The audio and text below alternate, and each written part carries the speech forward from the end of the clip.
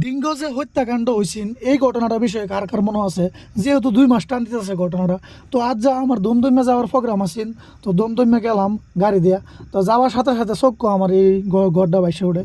তো বাইসে যাওয়ার পরেই তো মনে হয়েছে যে এই গড়টাতে মধ্যে আমি একটা ভিডিও বানাইছিলাম।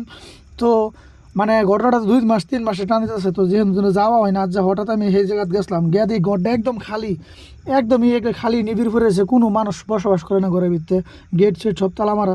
তো যেহেতু মানে যাইবার মতন খুবই একটা ডর করে এই গড়টার মধ্যে। এই যে আগের ভিডিওটি আমি তুলে ধরছি, তো ডিঙ্গের ঘটনাটা কার কার মনে আছে আর কমেন্টও জানাবেন। 3 মাস এরা যে ঘরের ভিতরে হত্যা করছেন, তো আজ যা এই ঘরটা দেখিয়া খুবই একটা মায়া লাগবে, যেহেতু ঘটনাটা হয়ে গেছে 3-4 মাস ধরে টান দিতেছে।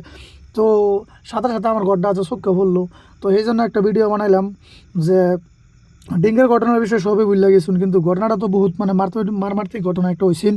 তো সেই বিষয়ে আমি কিবা একটা টপিক কইছি, আনারা খুব সাপোর্ট করছুন। তো যেহেতু আমি ঘরটা নিজে বাস্তব দেখছি, এই জন্য খারাপ লাগছে, সেই জন্য আনারা দুটা কথা কইছি। যেহেতু দেখুন আমি ঘরের ভিতরে কীভাবে যাইতেছি, তো সেই ভিডিওটা আমি ভিডিওর উপরে দিছি। তো এইভাবে আমি ঘরের ভিতরে গেছিলাম, যাওয়ার পরে বাস্তব দেখছি সব কিছু, এর লিগে আমার মনে বেশি খারাপ লাগছে।